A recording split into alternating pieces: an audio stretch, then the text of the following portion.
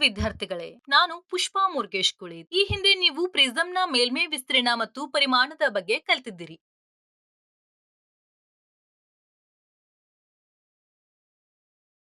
ಇಂದು ಈ ಭಾಗದಲ್ಲಿ ನಾವು ಸ್ಪೇರ್ನ ಮೇಲ್ಮೈ ಪ್ರದೇಶ ಮತ್ತು ಪರಿಮಾಣವನ್ನ ನೋಡಲಿದ್ದೇವೆ.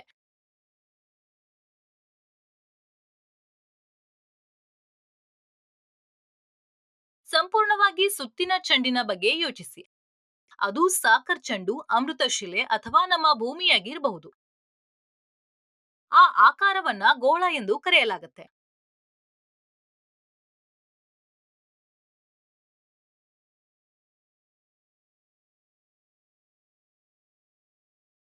ಗೋಳವು 3D ವೃತ್ತದಂತಿದೆ. ಇದು ಯಾವುದೇ ಅಂಚುಗಳು ಅಥವಾ ಮೂಲೆಗಳನ್ನ ಹೊಂದಿಲ್ಲ. ಇದು ಸುತ್ತಲೂ ನಯವಾಗಿರುತ್ತೆ. ನೀವು ಚೆಂಡನ್ನ ಉರುಳಿಸಿದಾಗ ನೀವು ಗೋಳದ ಕ್ರಿಯೆಯನ್ನ ನೋಡ್ತೀರಿ.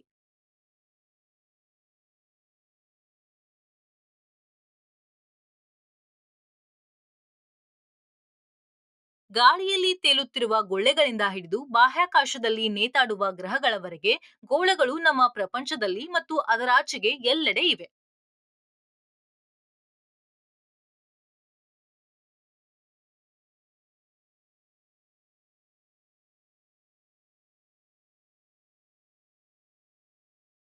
ಈಗ ನಾವು ಗೋಳಗಳ ಬಗ್ಗೆ ವಿವರವಾಗಿ ಚರ್ಚಿಸೋಣ. ಕಲಿಕೆಯ ಫಲಿತಾಂಶಗಳು. ಈ ಪಾಠವನ್ನ ಪೂರ್ಣಗೊಳಿಸಿದ ನಂತರ ನೀವು ಅರ್ಥ ಮಾಡಿಕೊಳ್ಳಲು ಸಾಧ್ಯವಾಗುತ್ತೆ. ಗೋಳ ಮತ್ತು ಅದರ ಗುಣಲಕ್ಷಣಗಳು. ಗೋಳದ ಪಾರ್ಶ್ವದ ಮೇಲ್ಮೈ ವಿಸ್ತೀರ್ಣ, ಗೋಳದ ಒಟ್ಟು ಮೇಲ್ಮೈ ವಿಸ್ತೀರ್ಣ, ಗೋಳದ ಪರಿಮಾಣ. ಈ ಪಾಠದ ಕೀವರ್ಡ್ಗಳು: ಗೋಳ, ವೃತ್ತ, ಕೇಂದ್ರ, ತ್ರಿಜ್ಯ,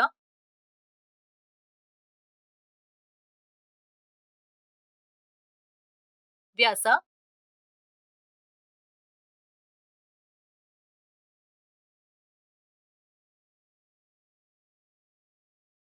ಬಾಗಿದ ಮೇಲ್ಮೈ ಪ್ರದೇಶ, ಒಟ್ಟು ಮೇಲ್ಮೈ ವಿಸ್ತೀರ್ಣ,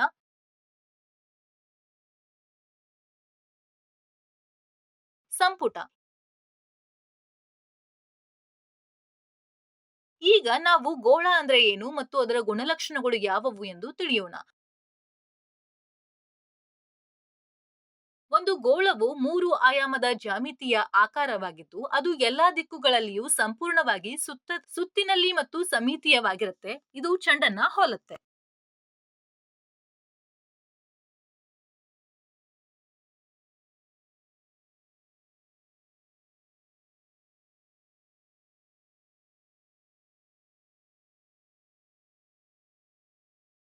ಗೋಳದ ಗುಣಲಕ್ಷಣಗಳು. ಗೋಳದ ಕೇಂದ್ರವು ಗೋಳದ ಒಳಗಿನ ಒಂದು ಬಿಂದುವಾಗಿದ್ದು, ಮೇಲ್ಮೈಯಲ್ಲಿರುವ ಎಲ್ಲಾ ಬಿಂದುಗಳು ಸಮಾನ ದೂರದಲ್ಲಿರುತ್ತವೆ.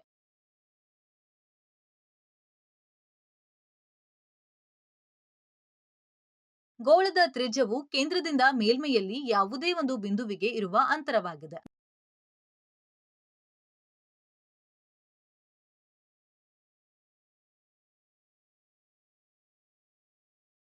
ಗೋಳದ ವ್ಯಾಸವು ಅದರ ಕೇಂದ್ರದ ಮೂಲಕ ಗೋಳದ ಉದ್ದಕ್ಕೂ ಇರುವ ಅಂತರವಾಗಿದೆ. ಇದು ತ್ರಿಜ್ಯದ 2 ಪಟ್ಟು. ಗೋಳವು ಸಂಪೂರ್ಣವಾಗಿ ಸಮ್ಮಿತೀಯವಾಗಿದೆ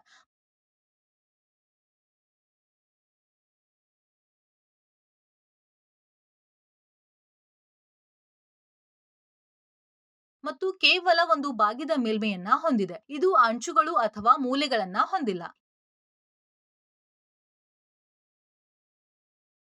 ಈಗ ನಾವು ಗೋಳದ ಲ್ಯಾಟರಲ್ ಮೇಲ್ಮೈ ವಿಸ್ತೀರ್ಣವನ್ನ ಅರ್ಥ ಮಾಡ್ಕೊಳ್ತೇವೆ. ಲ್ಯಾಟರಲ್ ಮೇಲ್ಮೈ ವಿಸ್ತೀರ್ಣವನ್ನ ಸಾಮಾನ್ಯವಾಗಿ ಗೋಳಗಳಿಗೆ ಬಳಸಲಾಗುವುದಿಲ್ಲ, ಏಕೆಂದರೆ ಗೋಳಗಳು ಕೆಲವು ಇತರ ಜ್ಯಾಮಿತೀಯ ಆಕಾರಗಳಂತೆ ಸಮತಟ್ಟಾದ ಅಥವಾ ಪಾರ್ಶ್ವದ ಮೇಲ್ಮೈಯನ್ನ ಹೊಂದಿರುವುದಿಲ್ಲ.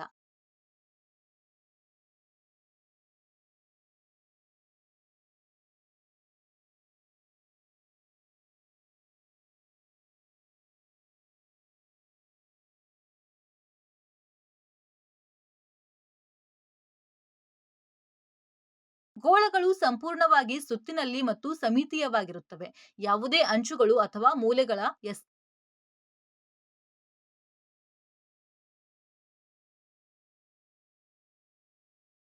ಎಲ್ಎಸ್ಸಿ ಬದಲಿಗೆ ನಾವು ಅದರ ಸಂಪೂರ್ಣ ಬಾಗಿದ ಮೇಲ್ಮೆಯನ್ನ ಒಳಗೊಂಡಿರುವ ಗೋಳದ ಒಟ್ಟು ಮೇಲ್ಮೈ ವಿಸ್ತೀರ್ಣದ ಮೇಲೆ ಕೇಂದ್ರೀಕರಿಸ್ತೇವೆ. ಈಗ ನಾವು ಗೋಳದ ಒಟ್ಟು ಮೇಲ್ಮೈ ವಿಸ್ತೀರ್ಣವನ್ನ ಅರ್ಥ ಮಾಡ್ಕೊಳ್ತೇವೆ. ಒಟ್ಟು ಮೇಲ್ಮೈ ಪ್ರದೇಶ. ಒಟ್ಟು ಮೇಲ್ಮೈ ವಿಸ್ತೀರ್ಣವು ಗೋಳದ ಸಂಪೂರ್ಣ ಬಾಗಿದ ಮೇಲ್ಮೆಯ ಸಂಯೋಜಿತ ಮೇಲ್ಮೈ ಪ್ರದೇಶವಾಗಿದೆ. 3 ಆಯಾಮದ ಜಾಗದಲ್ಲಿ ಗೋಳದ ಮೇಲ್ಮೈ ಎಷ್ಟು ಜಾಗವನ್ನ ಆಕ್ರಮಿಸುತ್ತದೆ ಎಂಬುದರ ಅಳತೆಯನ್ನ ಇದು ಒದಗಿಸುತ್ತೆ.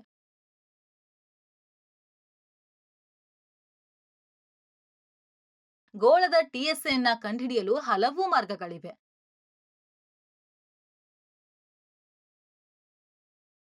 ಸಿಲಿಂಡರ್ ಮತ್ತು ಅದೇ ಎತ್ತರ ಮತ್ತು ತ್ರಿಜ್ಯಗಳ ಗೋಳವನ್ನ ಪರಿಗಣಿಸಿ.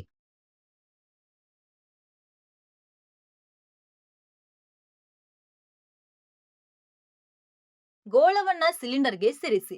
ಸಿಲಿಂಡರ್ನ ಲ್ಯಾಟರಲ್ ಮೇಲ್ಮೈ ವಿಸ್ತೀರ್ಣ ಇಸ್ ಈಕ್ವಲ್ ಟು 2πRh.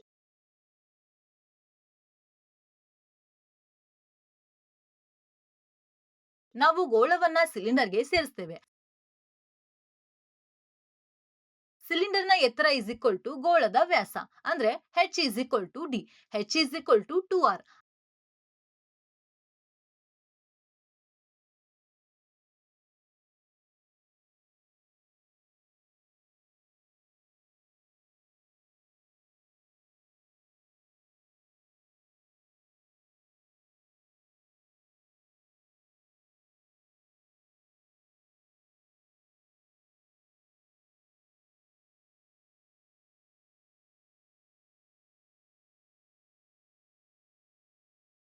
ಆದ್ರಿಂದ ಗೋಳದ ಒಟ್ಟು ಮೇಲ್ಮೈ ವಿಸ್ತೀರ್ಣ ಇಸ್ ಈಕ್ವಲ್ ಟು ಸಿಲಿಂಡರ್ನ ಲ್ಯಾಟರಲ್ ಮೇಲ್ಮೈ ವಿಸ್ತೀರ್ಣ ಇಸ್ ಈಕ್ವಲ್ ಟು 2πRh.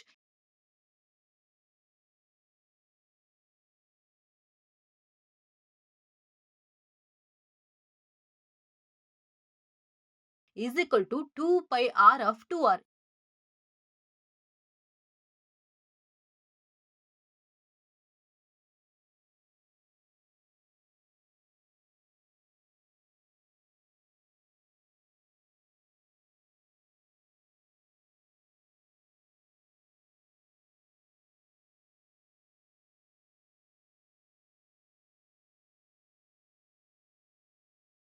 ಈಗ ನಾವು ಸಮಸ್ಯೆಯನ್ನ ಪರಿಹರಿಸ್ತೇವೆ. 28 ಸೆಂಟಿಮೀಟರ್ ವ್ಯಾಸದ 8 ಮರದ ಗೋಲಗಳಿಗೆ ಬೆಳೆಯ ಬಣ್ಣ ಬಳಿದು ಮನೆಯ ಕಾಂಪೌಂಡ್ ಗೋಡೆಯನ್ನ ಅಲಂಕರಿಸಲಾಗುತ್ತೆ.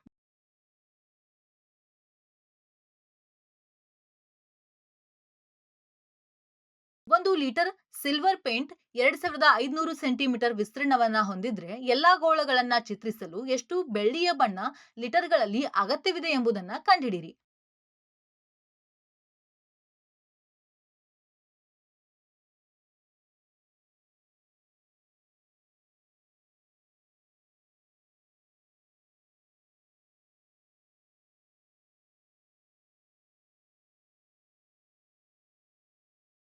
ಪರಿಹಾರ.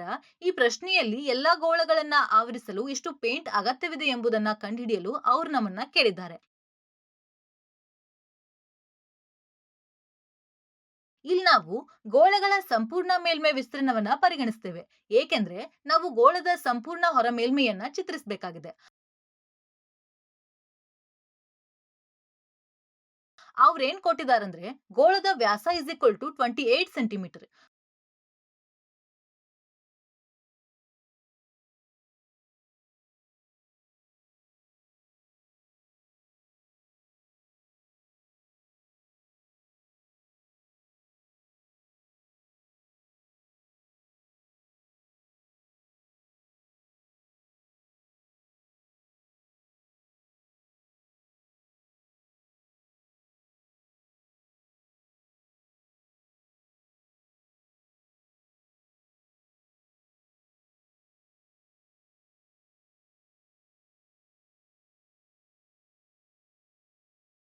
ಈಗ ಸೂತ್ರದಲ್ಲಿ ಮೌಲ್ಯಗಳನ್ನ ಬದಲಿಸಿ ನಾವು ಕಂಡುಕೊಳ್ತೇವೆ.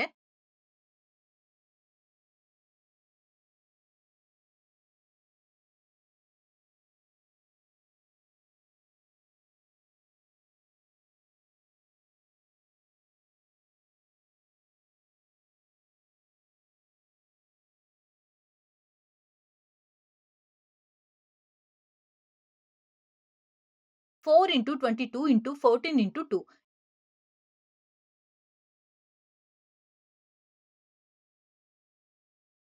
is equal to 88 into 28 is equal to 2464 cm2. ಆದ್ರಿಂದ ಒಂದು ಗೋಳದ ಒಟ್ಟು ಮೇಲ್ಮೈ ವಿಸ್ತೀರ್ಣ 2464 cm2. ಈಗ 8 ಗೋಳಗಳ ಒಟ್ಟು ಮೇಲ್ಮೈ ವಿಸ್ತೀರ್ಣವನ್ನ ಕಂಡುಹಿಡಿಯಿರಿ. 8 ಗೋಳಗಳ ಒಟ್ಟು ಮೇಲ್ಮೈ ವಿಸ್ತೀರ್ಣ ಒಂದು ಗೋಳದ is equal to 8 into TSA.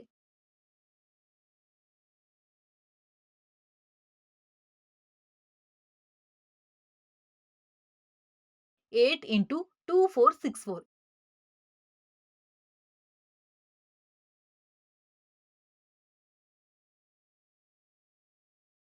ಆದ್ರಿಂದ 8 ಗೋಳಗಳ ಒಟ್ಟು ಮೇಲ್ಮೈ ವಿಸ್ತೀರ್ಣ is equal to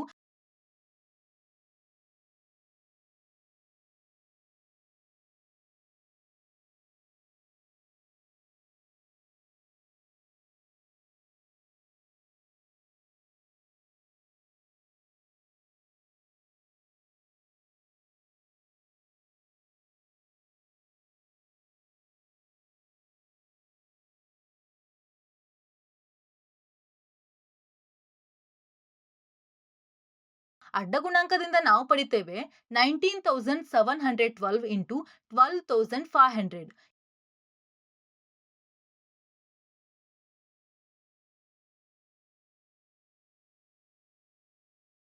is equal to 7.8848 is equal to 8 litre.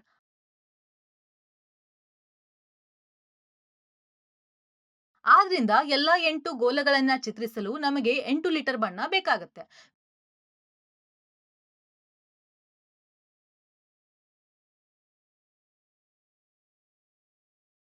ವಿದ್ಯಾರ್ಥಿಗಳೇ, ಈಗ ನಾವು ಗೋಳದ ಪರಿಮಾಣವನ್ನ ಅರ್ಥ ಮಾಡಿಕೊಳ್ಳೋಣ. ಗೋಳದ ಪರಿಮಾಣವು ಗೋಳದ ಆಕಾರದ ಒಳಗೆ ಇರುವ ಸ್ಥಳ ಅಥವಾ ಸಾಮರ್ಥ್ಯವನ್ನ ಸೂಚಿಸುತ್ತೆ. ಒಂದು ಗೋಳವು ಎಷ್ಟು ಹಿಡಿದಿಟ್ಟುಕೊಳ್ಳುತ್ತದೆ ಎಂಬುದನ್ನ ಇದು ಅಳೆಯುತ್ತದೆ. ಇದು ಗೋಳದ ಗೋಡೆಯೊಳಗೆ ಎಷ್ಟು ನೀರು ಅಥವಾ ಇನ್ಯಾವುದೇ ವಸ್ತುವನ್ನ ಹೊಂದಿಕೊಳ್ಳುತ್ತದೆ ಎಂಬುದನ್ನ ಅಳೆಯುವಂತಿದೆ.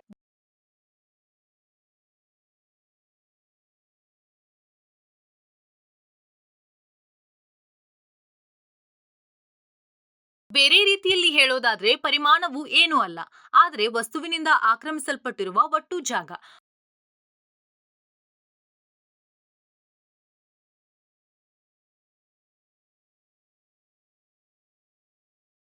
ಈಗ ನಾವು ಸಮಸ್ಯೆಯನ್ನ ಪರಿಹರಿಸ್ತೇವೆ. ಔಷಧದ ಕ್ಯಾಪ್ಸುಲ್ 42 ಮಿಲಿಮೀಟರ್ ವ್ಯಾಸದ ಗೋಳದ ಆಕಾರದಲ್ಲಿದೆ. ಕ್ಯಾಪ್ಸುಲ್ ಅನ್ನ ತುಂಬಲು ಎಷ್ಟು ಔಷಧಿ ಬೇಕು ಎಂದು ಲೆಕ್ಕ ಹಾಕಿ. ಪರಿಹಾರ: ಈ ಪ್ರಶ್ನೆಯಲ್ಲಿ ಕ್ಯಾಪ್ಸುಲ್ನಲ್ಲಿ ಎಷ್ಟು ಔಷಧವನ್ನ ತುಂಬಬಹುದು ಎಂಬುದನ್ನ ಕಂಡುಹಿಡಿಯಲು ಅವರು ನಮ್ಮನ್ನ ಕೇಳಿದ್ದಾರೆ. ಆದ್ರಿಂದ ನಾವು ಗೋಳದ ಪರಿಮಾಣವನ್ನ ಕಂಡುಹಿಡಿಬೇಕು. ಅವ್ರೇನ್ ನೀಡಿದ್ದಾರೆ? ಕ್ಯಾಪ್ಸುಲ್ನ ವ್ಯಾಸ is equal to 42 mm.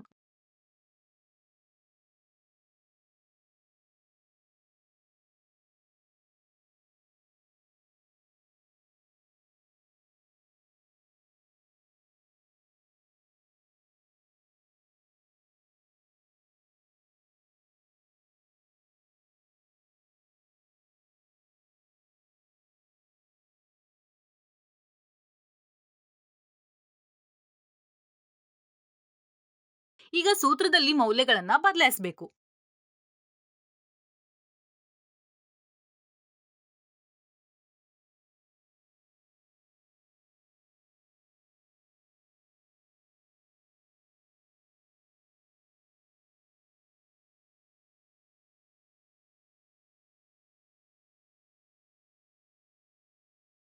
is equal to 4 into 22 into 7 into 3 into 21.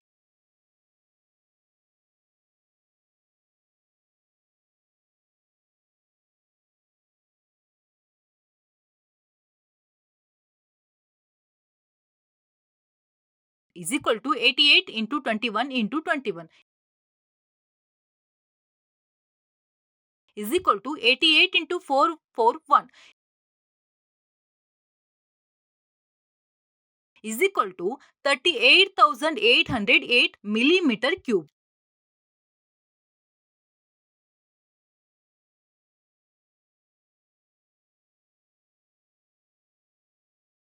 ವಿದ್ಯಾರ್ಥಿಗಳೇ, ಈಗ ನಾವು ಕಲ್ತಿದ್ದನ್ನ ಸಂಕ್ಷಿಪ್ತವಾಗಿ ಹೇಳೋಣ. ಒಂದು ಗೋಳವು 3 ಆಯಾಮದ ಜಾಮಿತಿಯ ಆಕಾರವಾಗಿದ್ದು, ಅದು ಎಲ್ಲಾ ದಿಕ್ಕುಗಳಲ್ಲಿಯೂ ಸಂಪೂರ್ಣವಾಗಿ ಸುತ್ತಲಿನಲ್ಲಿ ಮತ್ತು ಸಮ್ಮಿತೀಯವಾಗಿರುತ್ತದೆ. ಇದು ಚೆಂಡನ್ನ ಹೋಲುತ್ತೆ.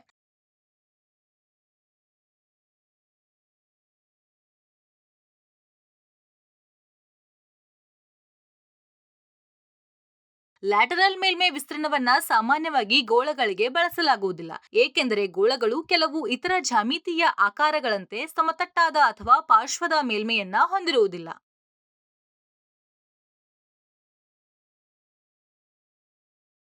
ಒಟ್ಟು ಮೇಲ್ಮೈ ವಿಸ್ತೀರ್ಣವು ಗೋಳದ ಸಂಪೂರ್ಣ ಬಾಗಿದ ಮೇಲ್ಮೆಯ ಸಂಯೋಜಿತ ಮೇಲ್ಮೈ ಪ್ರದೇಶವಾಗಿದೆ.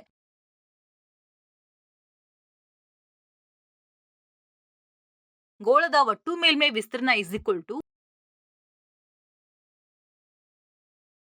ಗೋಳದ ಪರಿಮಾಣವು ಆಕಾರದ ಒಳಗೆ ಇರುವ ಸ್ಥಳ ಅಥವಾ ಸಾಮರ್ಥ್ಯವನ್ನ ಸೂಚಿಸುತ್ತೆ.